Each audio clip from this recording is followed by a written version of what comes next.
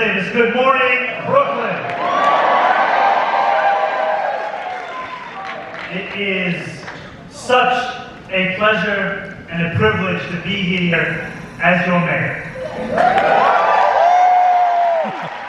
We're here today in Brooklyn, standing alongside so many of my fellow elected leaders and countless others who this city looks to for guidance, for wisdom, for moral clarity.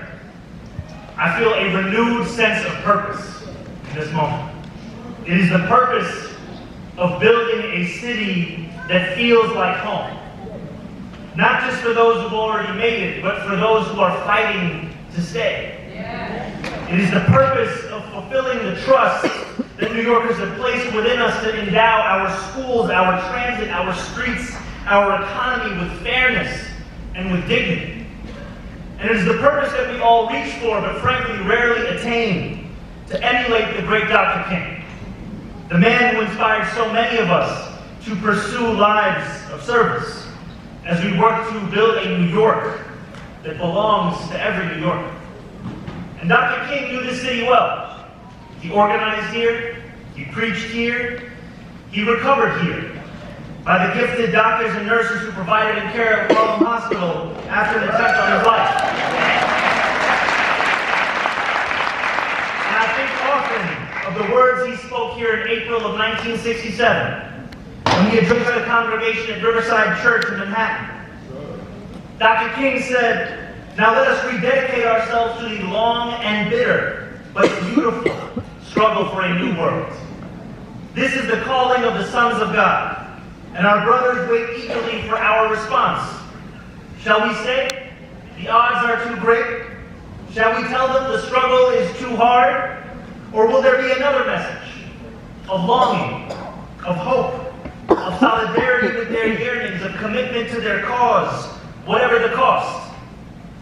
And when we look honestly at our city today, that question from Dr. King feels urgent. Because while the city is wealthy beyond measure, it is also deeply unequal. Some New Yorkers sleep in penthouses, others sleep on the sidewalk below. We contend with a status quo that is somehow both broken and yet hard to break. And we know that few feel the harshness of these failures as intimately as Black New Yorkers. In our city's most bus-dependent areas, it is Black residents who have to wait longer for buses that run too slow and cost too much. Black children that study in crowded classrooms, Black mothers who are 9 times more likely to die of pregnancy-related causes. And as we speak, I often speak about the need to make this a city of fairness. And when I speak about how the wealthiest in this city should pay a little bit more in taxes, I am often told about a potential exodus that could occur.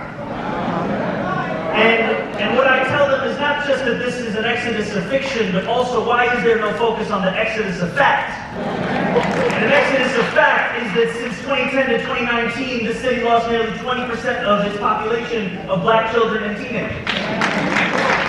And as we lost that population, why did we not ask ourselves who it was that pushed them out?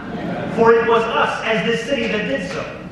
Though we oftentimes try and make that decision as if it is an individual one of one specific family, one specific child, one specific teenager. But if you too were facing a city where the average cost of childcare was $26,000 a year, and that's a good deal, then you too might move to find a place where your dollar could go a little bit further. And so for too long, as we look at these facts, we see that in fact, Black New Yorkers have not known of that solidarity with their yearnings as Dr. King spoke of. And it is this city that has suffered the consequences. So as we rededicate ourselves to that long and bitter struggle, we cannot turn away from those facts of the years that came before us. We cannot turn away from the facts of the day that has brought us here together today. Because that lack of solidarity, those consequences, both of inaction, we also see them with what other speakers today have spoken of. We see them in the craven abuses of ICE across this country and also in this city. Each day, they target our immigrant neighbors with impunity. They wear masks because they know that what they are doing is wrong. They leave a wake of terror in communities they claim to be protecting. We are seeing people being taken on the basis of the color of their skin and the sound of their voice. I say that to you not just as the mayor of this city, but also as an immigrant myself. A man who came here at the age of 7 years old, who grew up here, had a green card here, got my citizenship here. And the very same buildings that I looked to then as the moments where I could become an American, those are now the buildings where New Yorkers are going, knowing that their fate is likely detainment or deportation. There is nothing abstract about this cruelty, and there is nothing beautiful about it either.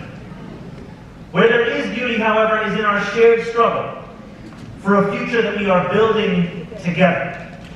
A beauty in a new kind of partnership in our politics between a city and a state that understands that it can work together and it can in fact deliver more than $1 billion in funding for universal child care right here in New York.